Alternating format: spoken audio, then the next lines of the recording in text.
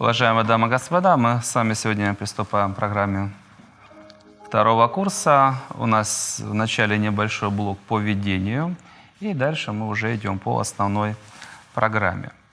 Значит, пожалуйста, часть первая. Да, мы с вами начинаем внутренний мир. И в начале ведения. Часть по ведению мы с вами рассмотрели на итоговом занятии первого курса, поэтому здесь супер коротко несколько ключевых моментов. Значит, первый блок вопросов. Цели курса, пожалуйста, пишем. Цели курса. Первое. Достижение чистоты. По комментариям, я в двух словах напоминаю, наша задача все, что есть, да, вот, начиная с внутреннего мира, заканчивая судьбой, пройти по всем составляющим, обнаружить, есть ли негативные кармические воздействия, где карма уже предъявила счет, не просто это слабенькое такое какое-то отклонение в представлениях об этом мире. Это какие-то приличные нарушения, за которые человек получает конкретные кармические воздействия. Там магия или там разломы, повреждения. Обнаружить и убрать. И в идеале чистота — это что? Нет темного, нет разрушенного, нет плохого. Вот все эти знаки, что ты не прав, чтобы можно было бы убрать. И не просто знаки, а это и страдания, и ограничения, и различные другие неприятности. То есть чистота, когда проблемы основные мы убрали. Вторая задача, максимальная энергия и покровительство. Максимальная энергия и покровительство. Точка. Условия-устранение преград. Условия устранения преград. То есть в идеале что нам нужно? Мы определяем цели, да, которыми есть смысл стремиться. Нам и самим себя нужно классно чувствовать, чтобы внутри все там горело, да, была энергия, чувство, радость, счастье и так далее. И необходима поддержка тонкого мира. В данном случае условия устранения преград, суть в чем? Пока ты не уберешь проблему, ты не можешь получить покровительство. То есть, если ты не прав, ты, пожалуйста, извинись, убери то, что мешает. А для получения покровительства нужно что? Первое, убери, что мешает. Второе, сделать то, что нужно. Да? Вот когда человек эти условия выполняет, он включает энергию, получает покровительство. Третье. Кармические задачи. Кармические задачи. Условия, очищение и разблокировка целей. Очищение, разблокировка целей. То есть человек не может выйти в полной мере на свою судьбу и реализовать идеальный вариант, пока у него много проблем и те или иные цели, да, вот, ради чего, собственно, человек рождается, у него находятся под запретом, заблокированы. Поэтому, пожалуйста, освободи свое сознание, свою судьбу, и можно идти по кармическим задачам к лучшему варианту. По целям курса. Все понятно? Хорошо. Следующий вопрос. Брошюрку дайте, пожалуйста. Да, брошюрочки у вас, да?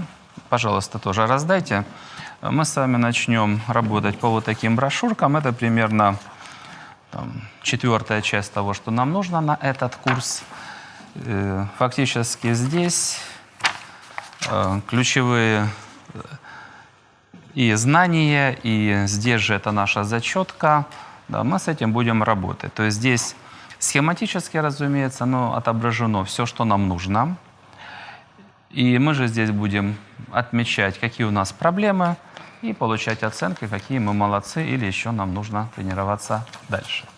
Пожалуйста, пока брошюрку отложите чуть в сторону. Давайте запишем, к ней вернемся. Второй блок вопросов. Программа.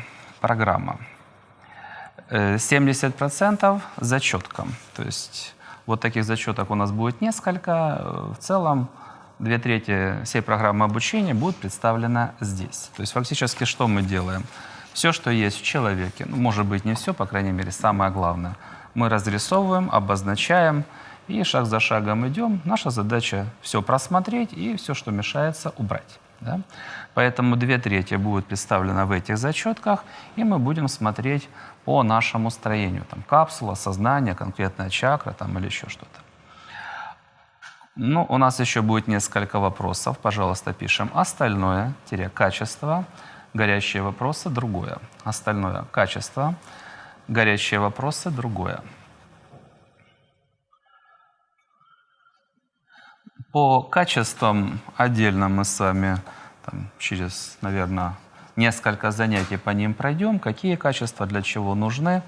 Ну, в целом они нужны, разумеется, для достижения результата и для достижения силы счастья. И они могут, вот если смотреть, скажем, фанатизм. Да, вот у нас отдельно идет заавтомачивание. Фанатизм, когда человек сначала обольщается, а потом жутко разочаровывается, да, и проклинает того, где он там очаровался. Вот одно из наказаний за фанатизм — это, опять же, то же самое заавтомачивание, плюс какие-то другие проблемы. Но отдельные качества нужны. Вот в целом, если человек их не реализует, он получает большие неприятности. Ну, скажем, если говорить честность, да, нет доверия, у тебя не могут быть взаимоотношений и успеха, если ты этот принцип не прорабатываешь. Как он будет выходить уже на уровне кармических воздействий? Да, самыми различными способами. Поэтому одна часть — качество наиболее необходимое, горящие вопросы. Ну, скажем, вы по жизни идете, у вас что-то иногда печет. Да, вот то, что вас печет, те вопросы вы разбираетесь. Все, да? Так, дальше. Схема занятий, точка, стандарт. Схема занятий, стандарт.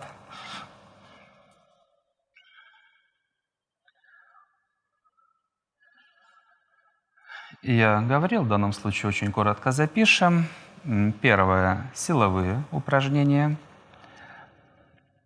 Силовые упражнения в скобках около 2/3 проблем. Сейчас прокомментируем.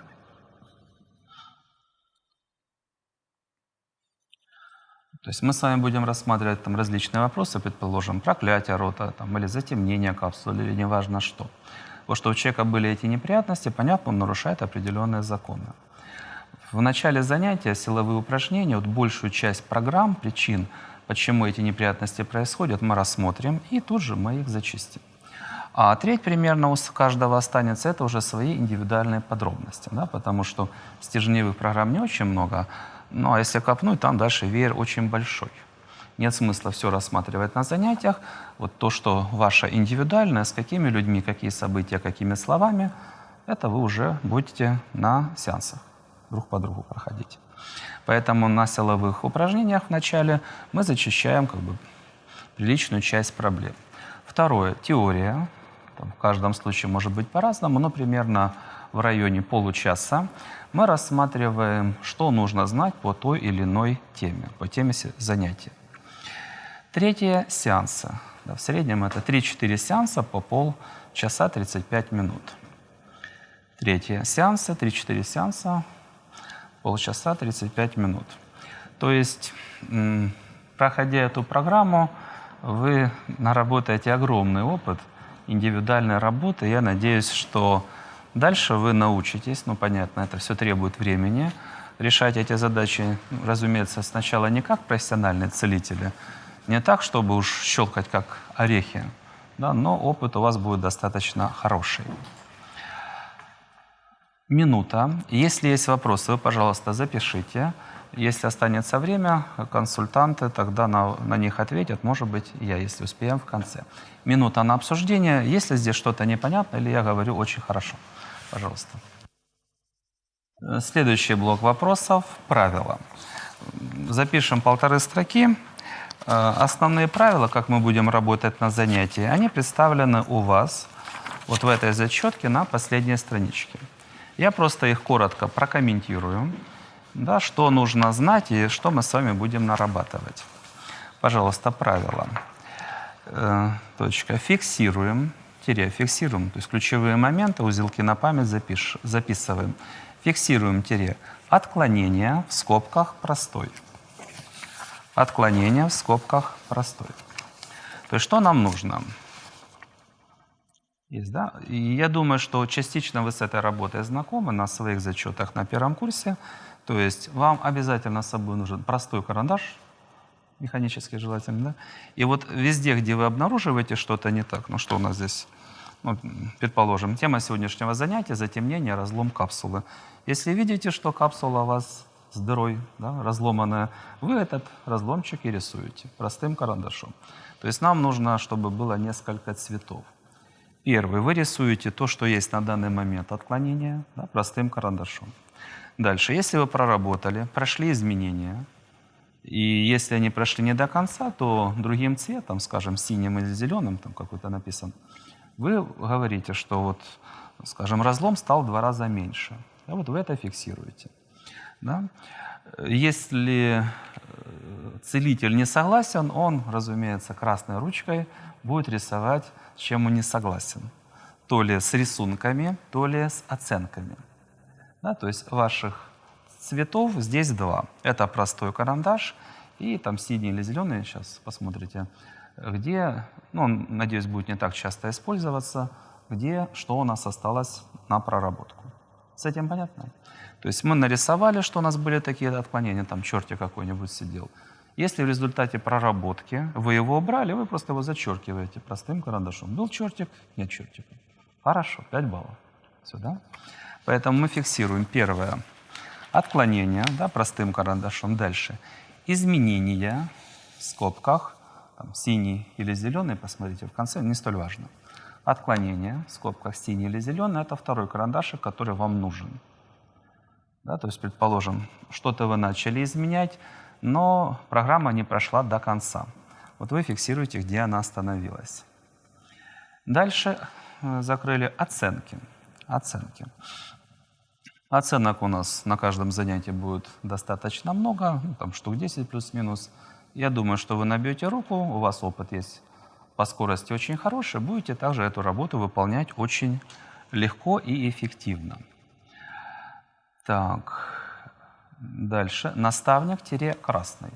То есть если целитель вмешивается и вносит какие-то корректировки, он это делает только красным цветом, поэтому все целители, с вас красная ручка.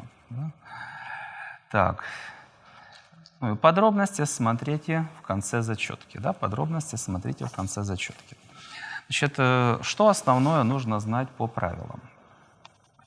Мы с вами начнем прорабатывать. Вы здесь рисуете что-то там, что нужно. Основные оценки в данном случае будут выставляться таким образом. Вот, первое, мы заполняем дату. Да, это вот сегодняшнее число. И на каждом занятии это будет свое число. Да, вот, дата. Мы отмечаем.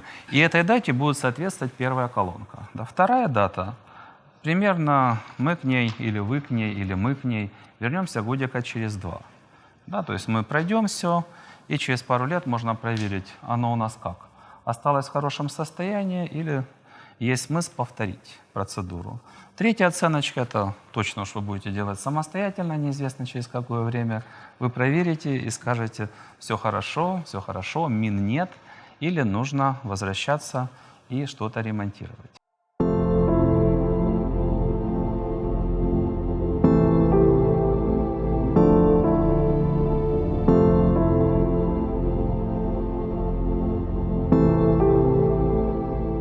Спасибо огромное за сегодняшнюю тему. Сегодня, пожалуй, впервые какие-то вот проснулись такие вот искренние, теплые чувства по отношению к своей капсуле. Я впервые задумалась о том, что ж я так с тобой. А мне еще дали понять, что как бы и очень даже такая хорошая капсула. Я к ней как-то вот относилась совершенно безответственно. И вот это вот переосознание, ну, оно очень включает на преобразование, и очень хочется еще больше работать над собой, работать в тонком мире и вот в целом применять эти знания. То есть не просто, что ой, как хорошо мы пришли, мы послушали, мы поняли, какие-то изменения пошли, а вот прямо потребность есть, помимо занятий, всем этим заниматься. И отдельная благодарность за то, что вообще есть возможность присутствовать на данном курсе, потому что такая концентрация информации, всего очень насыщена и очень классная степень открытости людей. То есть люди готовы говорить о своих проблемах искренне, честно, готовы изменяться. То есть они хотят, они открыты. Этого практически нигде нету. Вот говорить о том, о чем, ну, что чаще всего люди стараются прятать. И еще сегодня удалось найти несколько таких вот хитрых программ. Мне вот такие вот моменты моменты напоминают, знаете, как раньше в компьютерных играх была битва с главарем. Но вот одно дело, когда что-то такое вот поверхностное, и совсем другое дело, когда программа хитрая, там несколько этапов, вот это решение приняла потому что, и там, и вот когда действительно происходит выход на первопричину, это такое вот открытие, которое действительно кардинально может поменять жизнь в целом. Спасибо огромное. Я хочу присоединиться ко всем, кто уже сказал и кто промолчал, но мысленно все равно все благодарны за сегодняшнее занятие. Хочу поблагодарить за возможность здесь стоять и благодарить, за возможность менять себя, свою судьбу, как-то, возможно, даже какое-то иметь влияние на окружающих. Мне кажется, мне сегодня дали дополнительный атрибут, он называется лупа. То есть я теперь, во-первых, я хочу поблагодарить за возможность выделять время на себя, потому что обычно в обычной жизни это так сложно для себя, так сказать, любимой. Очень сложно это время выделить и еще и защищать. То теперь каждую пятницу это время выделено и защищено. И под покровительством сил света, самое главное. И у меня теперь есть лупа, то есть я могу теперь настолько приблизить, все в деталях рассмотреть и вот полюбить себя за свои достоинства, все недостатки, которые вот действительно недостатки, то их переключить на позитив и сделать из них достоинства, из этих недостатков. Поэтому огромная благодарность тонкому миру, огромная благодарность, что вы сделали маленький перерыв. То есть мы успели так вдохнуть, выдохнуть и опять начать работать, потому что я просто ждала. Моя душа ждала этих занятий. Спасибо вам большое.